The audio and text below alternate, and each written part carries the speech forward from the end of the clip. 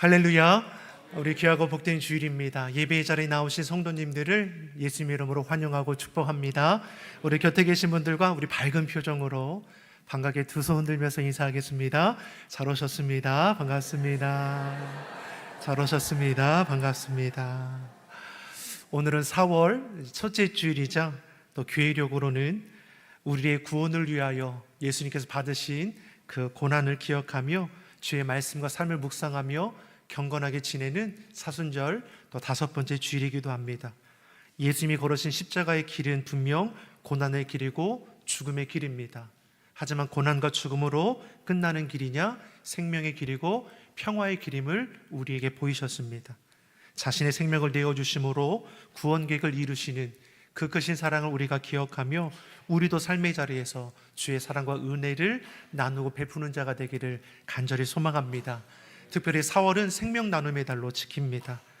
우리 헌혈 등 우리가 할 수 있는 것으로 우리 사랑 생명을 나누고 또 이웃을 돌아보고 또 복음을 전하는 일에 최선을 다하는 이 한 달이 되기를 바랍니다.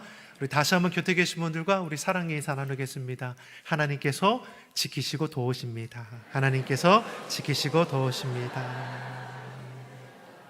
하나님께서 지키시고 도우십니다. 힘들고 어렵지만 그럼에도 이 나라 이 민족을, 우리 가정과 산업을, 우리 자녀들의 걸음을, 주의 몸된 교회를, 내가 살아가는 그 삶의 터전을 우리 하나님께서 지키시고 도우심을 믿습니다. 예기치 않은 문제를 만날지라도 낙심하기보다는 우리가 믿음의 눈을 들어 기도의 손을 높이 들어 주님을 찾고 구원을 통해서 우리를 붙드시고 세우시는 그 은혜를 날마다 경험하여 나가기를 간절히 축복합니다. 우리가 마태복음에 기록된 우리 기적의 사건을 통해서 은혜를 나누고 있습니다. 마태복음의 첫 번째 손 마른 자를 치유하심을 통해서 하나님께 그 믿음에 반응해 주셨고, 또 두 번째 가나안 이방 여인의 그 딸을 고쳐주심을 통해서 하나님은 이스라엘 백성만이 아니라 온 세대, 온 백성들에게 긍휼을 베푸시는 것을 우리가 볼 수 있었습니다. 그리고 앞서서 귀신 들린 자 아들을 고치신 사건을 통해서 주님께서는 우리의 믿음을 들어 쓰시는 자임을 다시 한번 가르쳐 주셨습니다. 앞서서 귀신 들린 아들을 둔 아비가 고침을 받기 위해서 예수님을 찾아왔습니다. 예수님께 간청하며 말하기를 뭐라고 했습니까? 무엇이든 할 수 있으시거든 우리를 불쌍히 여겨 도와달라고 했습니다. 왜 이러한 고백이 있었습니까? 아들을 데리고 왔는데 예수님께서는 그 자리에 계시지 않았습니다. 세 명의 제자도 함께 산에 올라 기도하실 때 예수님 아들을 둔 귀신 들린 아들을 둔 아비가 예수님께 찾아왔지 않습니까? 제자들에게 도움을 요청했습니다. 근데 제자들은 어떻습니까? 자신 있게 나섰지만 귀신 들린 이 아들의 귀신을 쫓아내지 못했습니다. 이 자리에 예수님께서 뒤늦게 찾아오셨죠. 그러니 이 아버지가 하는 말이 무엇입니까? 앞에서 제자들이 실패하는 것을 보았으니 예수님께 향해서도 예수님 무엇을 하실 수 있거든 좀 한번 해보십시오 라고 구한 것이죠. 이때 예수님께서 이 아비에게 하는 말씀이 무엇입니까? 할 수 있거든이 무슨 말이냐? 믿음은 능히 하지 못할 일이 없느니라.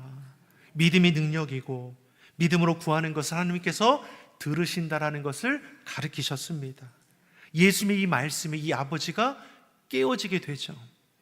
무엇이 문제인가? 믿음 없음이 문제임을 깨닫고 그 발 앞에 엎드려 더욱더 간절히 간청하지 않습니까? 주여 내가 믿나이다.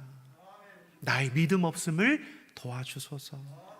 이 말은 주여 제가 가진 이 작은 믿음일지라도 주님 사용해 주세요 라는 고백이죠. 사실 우리의 심정도 이와 같지 않습니까? 우리가 믿음으로 살겠다라고 고백하지만 그렇지 못할 때가 참으로 많이 있습니다. 우리도 이 아버지의 심정인 것이죠. 나의 믿음 없음을 도와주소서. 저의 작은 믿음일지라도 주여 사용하여 주옵소서. 이때 예수님께서 말씀하지 않으셨습니까? 제자들이 물었죠. 왜 우리는 이러한 능력을 행하지 못했습니까? 너희에게 믿음이 겨자씨 한 알만큼만 있어도 이 산을 명하여 여기서 저리로 옮기라 해도 옮길 것이라. 무엇을 말씀합니까? 우리가 감당치 못할 태산 같은 문제를 만날지라도 주의 약속의 말씀을 신뢰함으로 믿음으로 선포하고 행동하기 시작하면 못할 일이 없다라는 것이죠. 우리의 믿음을 하나님께서 사용하십니다. 우리의 믿음을 통해서 하나님께서 일하신다는 것이죠. 옆 사람에게 이렇게 고백하겠습니다. 우리의 믿음을 하나님께서 사용하십니다. 우리의 믿음을 하나님께서 사용하십니다. 그러니 하나님 앞에 나아갈 때 우리 믿음을 보여야 하는 것이죠. 가진 것을 자랑할 이유가 없는 것입니다. 우리의 믿음을 하나님 앞에 내어드려야 하는 것이죠. 우리의 믿음이 선포되어야 합니다. 믿음으로 기도하고 믿음으로 행동할 줄 알아야 하는 것이죠. 기도 외에는 이런 유가 나갈 수 없다라고 했습니다.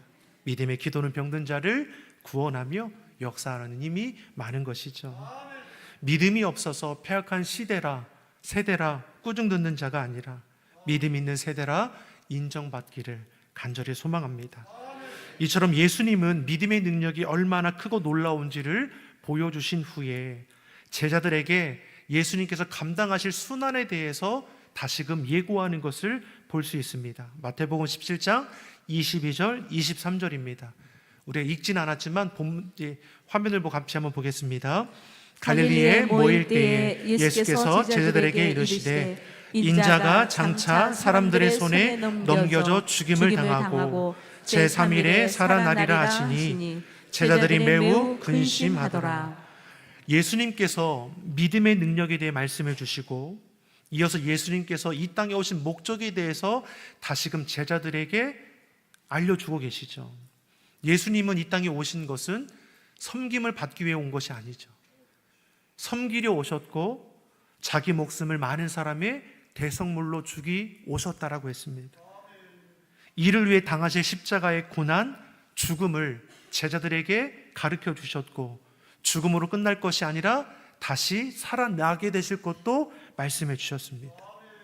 이러한 예수님의 순환과 부활의 예고는 예수님께서 세 차례 저들에게 말씀해 주시죠. 마태복음 16장에서 첫 번째로, 오늘 17장에서 두 번째로, 20장에서 세 번째로 말씀해 주십니다. 오늘 본문은 두 번째로 주시는 말씀이죠. 그럼에도 제자들의 반응이 어떠합니까? 23절 하반절의 말씀을 보니까 예수님의 순환의 소리를 듣고 매우 근심했다라고 했습니다. 앞서 16장에서 첫 번째 예고할 때는 제자 중에 베드로가 예수님 그리하지 마옵소서, 주께서 어찌 그렇게 고난의 길을 걸어가시려 하십니까? 그리하지 마옵소서. 육적으로 보면 베드로의 모습은 예수님을 걱정하고 위하는 것 같지만 영적으로 보면 어떠합니까? 하나님의 구원 계획을 회방하는 이가 될 수 있다는 것이죠. 이때 예수님께서 베드로에게 하신 말씀이 무엇입니까? 사단아 내 뒤로 물러가라. 베드로를 사단이라 말하는 것이 아니라 베드로를 교묘하게 이용해서 하나님의 일을 회방하는 사단의 괴계를 물리치는 것이죠. 우리 안에도 이와 같은 사단의 속임수, 미혹이 틈탈 것이죠. 우리를 현혹해서 헛하는 것에 붙들리게 하서 가정이 깨어지기도 하고 공동체를 흔드는 못된 말을 하기도 하고 분노하여 싸우게 하고 속이고 관계를 끊어버리는 사단의 세력들이 교묘하게 숨어서 우리를 조장할 수 있는 것입니다. 그래서 우리는 깨어서 주의 말씀으로 분별할 수 있는 자가 되어야 하는 것이죠. 우리가 예수를 믿고 주의 일을 한다고는 하지만 주의 말씀이 우선되지 못하고 내 생각과 고집, 욕심이 앞설 때가 있는 것이죠. 그러면 우리도 알지 못하는 사이에 사단의 종로를 타고 있을 수 있다라는 것이죠. 사랑하는 성도 여러분, 주님께서 행하신 것처럼 그럼에도 겸손하고 온유함으로 예수님의 발자취를 따라갈 수 있기를 간절히 소망합니다. 나를 드러내기보다는 겸손히 나를 낮출 줄 아는 그런 그리스도인, 그런 우리의 모습이 되기를 간절히 소망합니다. 그리고 오늘 본문에서 두 번째 순환에 대해서 예고하지만 여전히 제자들의 모습은 달라지지 않은 것이죠. 심히 근심했습니다. 다시 말해 제자들은 무엇입니까? 영광을 바라보고 있다는 것이죠. 십자가의 고난은 보고 싶지 않은 것입니다. 변화산 사건을 통해서 예수님을 통해서 하나님의 영광이 임하는 것을 제자들이 보았습니다. 그 영광의 길에 취해 있는 것이지 고난의 길은 저들의 마음에 없었습니다. 그러니 귀신 들린 아들을 고치지 못한 거 아니겠습니까? 영광에 취해서 믿음 가운데 나아가지 못하는 것이죠. 그 믿음 없음을 예수님께서 책망하셨습니다. 그리고 나서 오늘 본문에 보면 제자들과 함께 가버나움에 들어가시는 것을 볼 수 있습니다. 이곳에서 어떠한 일을 만나게 되는가? 본문 24절의 말씀을 같이 보겠습니다. 가버나움에 이르니 반세계를 받는 자들이 베드로에게 나와 이르되 너희 선생은 반세계를 내지 아니하느냐. 가버나움에 들어가니까 누구를 만나게 되느냐? 반세계를 받는 자를 만났다라고 했습니다. 반세계를 받는 자는 누구이냐? 성전세를 받는 자를 가리킵니다. 성전세가 무엇입니까? 출애굽한 이후에 애굽에서 구원하신 하나님의 그 은혜에 감사하며 생명의 속전으로 이스라엘 그 남자 20세 이상의 남자들은 1년에 한 번씩 반세겔 성전세를 내었습니다. 이것을 가지고 성전을 유지하고 보수하고 관리하는 데 쓰여지게 되는 거죠. 반세겔은 노동자의 이틀치 품삯입니다. 20세 이상의 남자들은 누구나 성전세를 내었습니다. 그러니 가버나움에 들어가자 성전세를 받는 자가 나오더니 베드로에게 묻고 있는 겁니다. 너희 선생은 반세겔을 내느냐? 이 말은 무엇입니까? 너희 선생도 성전세를 내느냐라고 묻는 것이죠. 그러니 25절에 베드로가 하는 말이 무엇입니까? 당연하게 우리 선생님도 성전세를 낸다라고 대답하는 것을 볼 수 있습니다. 그리고 나서 예수님께서 베드로에게 하는 말씀이 25절의 말씀입니다. 25절의 말씀을 같이 보겠습니다. 예수께서 먼저 이르시되 시몬아 내 생각은 어떠하냐? 세상 임금들이 누구에게 관세와 국세를 받느냐? 자기 아들에게냐 타인에게냐?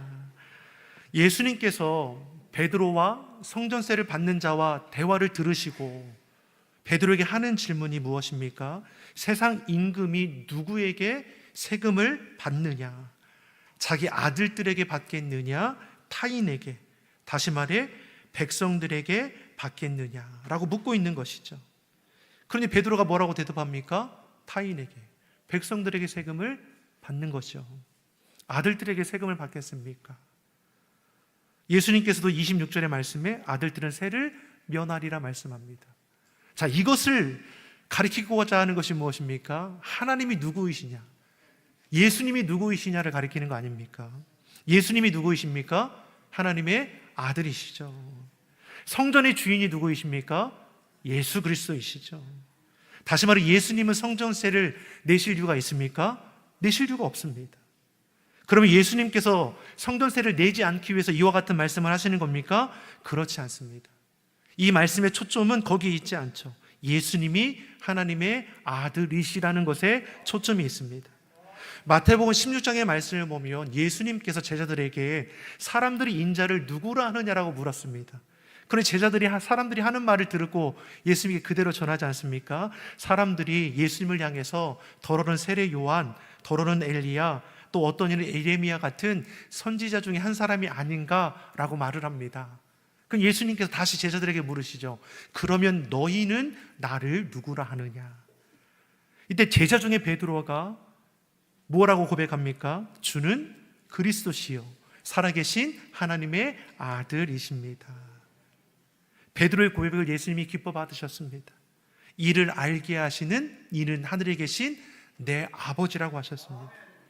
예수님이 하나님의 아들 되심이 선언되었죠. 예수님 하나님의 아들이시기에 성전세 내지 않아도 된다라는 말씀이죠. 하지만 어떻습니까? 세금을 내는 것이죠. 우리는 이 땅을 살아가지만 우리의 본향은 하나님 나라라 고백합니다. 아멘이십니까? 이 땅의 삶은 나그네의 삶이라고 고백하죠. 우리의 시민권은 하나님 나라에 있습니다.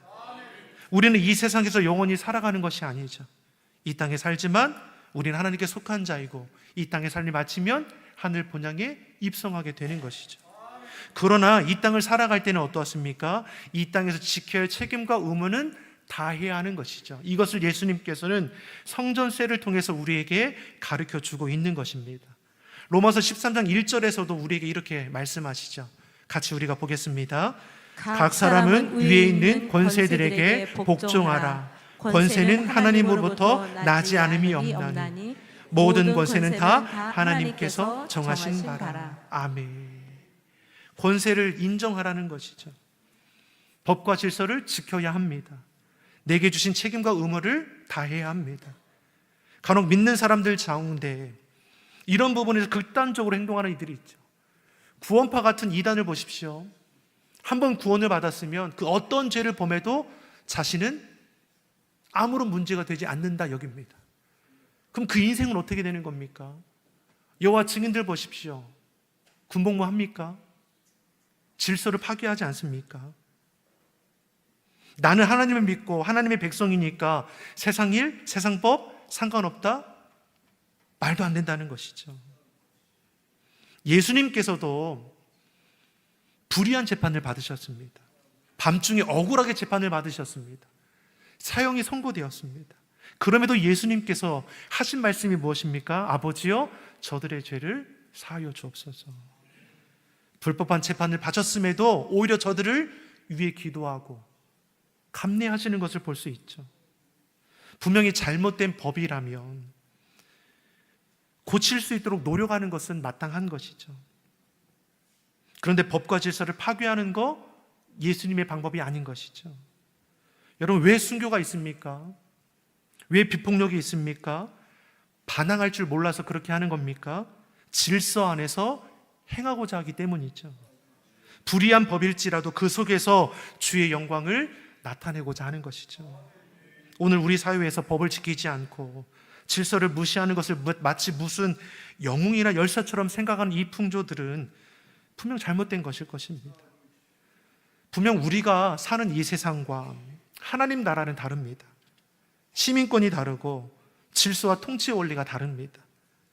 우리가 비록 하나님의 나라의 백성이고 하나님의 자녀고 하나님의 다스림 받는 자지만 이 세상 속에서 우리는 마땅히 지켜야 할 법과 질서, 책임과 의무를 다해야 하는 것이죠. 국민으로서 의무를 다해야 하는 거 아닙니까? 군대 가야 합니다. 세금 바르게 내야 합니다. 법과 질서 지켜야 합니다. 이것이 그리스도인들의 올바른 태도인 것이죠. 우리가 선한 영향력을 끼치는 것은 지켜야 할 것을 마땅히 지킴으로 목소리를 내는 자가 되어야 하는 것이지, 지켜 행할 것도 지키지 않으면서 어떠한 영향력을 행사할 수 있겠습니까? 믿는다고 하면서 불법을 행하고 탈세를 저지르게 된다면 그것이 무슨 은혜가 되겠습니까? 우리는 하나님의 자녀된 자에게 그러기에 이 땅 가운데서 주어진 책임, 의무를 다해야 하는 것이죠. 그리고 그 속에서 주의 영광을 끼치는 자가 되어야 합니다. 사랑하는 성도 여러분, 하나님의 자녀된 자로서 법과 질서를 바르게 지키고 정직하게 수고하여 하나님께 영광이 되기를 예수님의 이름으로 축원합니다. 마지막으로 27절의 말씀을 보면 예수님께서 이렇게 우리에게 말씀해 주시죠. 27절의 말씀을 같이 보겠습니다. 그러나 우리가 그들이 실족하지 않게 하기 위하여 내가 바다에 가서 낚시를 던져 먼저 오르는 고기를 가져 입을 열면 돈 한 세겔을 얻을 것이니 가져다가 나와 너를 위하여 주라 하시니라. 아멘. 이 말씀 우리가 복잡하게 생각하지 말 것은 세금을 내기 위해 바다에 가서 고기를 잡으라 말씀하는 것이죠. 공짜로 하지 말고 남의 돈 훔쳐서 세금 내지 말고 노력해서 일해서 세금을 내라는 것이죠. 베드로의 직업이 무엇입니까? 예수님 만나기 전에 어부였습니다. 그럼 예수님께서 뭐라고 말씀합니까? 낚시해서 세금을 내라고 하는 것이죠. 만약에 베드로의 직업이 다른 거였다면 그에 맞게끔 말씀하셨을 것이죠. 정기공은 자기 가진 기술을 통해서, 운동선수는 자기 가진 재능을 통해서, 음악가는 자신이 가진 재주로서 자기의 삶을 세워나가게 되는 것이죠. 각 사람에게는 합당한 은사와 달란트가 있을 것이죠. 그것을 통해서 하나님께서 이 땅 가운데에 책임과 의무를 다하도록 이끌어 가시는 것을 볼 수 있습니다. 그런데 27절의 말씀을 보면 어떻습니까? 예수님께서 베드로에게 고기를 낚아 입을 열어보면 뭐가 있을 거라고요? 돈 한 세겔을 얻을 것이니 그것으로 너와 나의 성전세를 내라고 말씀하는 것이죠. 분명 하나님께서는 이 땅을 살아갈 때 우리에게 각자에 맞는 은사와 달란트를 주셨습니다. 그리고 그 삶의 과정을 하나님께서 선한 길로 인도해 주시는 것이죠. 하지만 예기치 않은 어려움의 문제를 만날 때, 내 힘으로 감당하지 못한 일을 만나게 될 때는 무엇입니까? 하나님의 긍휼의 손길이 우리를 붙들어 준다라고 말씀해 주는 것이죠. 우리 안에 뭐라고 말씀하셨습니까? 생육하고 번성하여 땅에 충만하라 하셨습니다. 우리의 수고의 손길을 결코 헛되지 않도록 주님께서 그 열매를 아름답게 맺어갈 수 있도록 인도해 주실 줄 믿습니다. 우리는 은혜로 구원함을 받았습니다. 모든 것이 하나님께로부터 온 것이고 어느 것 하나 하나님의 은혜 아닌 것이 없습니다. 하나님의 은혜를 아는 자로서 우리는 정직하고 성실하게 살아가는 자가 되어야 합니다. 우리의 수고를 결코 헛되지 않게 하시며 결실을 맺게 하시고 그 맺은 결실을 통해서 이 땅에서 세금도 내고 이웃도 돕고 주의 일도 힘쓰며 하나님의 자녀답게 살아가기를 간절히 소망합니다. 사랑하는 성도 여러분, 믿는 자로서 법과 질서를 바르게 지키는 자가 되십시오. 세상 속에서 하나님의 자녀 된 자로서 하나님 영원롭게는 삶도 살아내기를 바랍니다. 시대가 힘들고 어렵습니다. 나라 안팎으로 전쟁, 지진, 재난이 끊이지 않습니다. 이 어려움의 때기에 인생을 주관하시는 여호와 하나님을 바라보아야 하는 것이죠. 문제 앞에 붙들릴 것이 아니라 그럼에도 약속의 말씀을 의지하여 믿음으로 선포하고 그 말씀을 지켜 행할 때에 하나님의 놀라운 역사를 이뤄갈 수 있는 우리 시온성교회 온 성도들이 되기를 예수님의 이름으로 축원합니다. 기도하겠습니다. 좋으신 아버지 하나님, 시대가 힘들고 어렵습니다. 전쟁, 지진, 재난이 끊이지 않는 때에 그러기에 소망 되시는 주님을 바라보게 하여 주시옵소서. 우리의 삶의 자리를 지켜주시고 참된 가치를 마음에 품고 생명력 있는 믿음으로 승리하는 인생길이 되게 하여 주시옵소서. 무엇보다 각자에게 주신 은사와 달란트로 세상의 유익이 되게 하시고 하나님의 자녀된 자로서 이 땅에서 책임과 의무를 다함으로 정직하고 올바르게 살아가게 하여 주시옵소서. 감사드리며 예수님의 이름으로 기도드립니다. 아멘.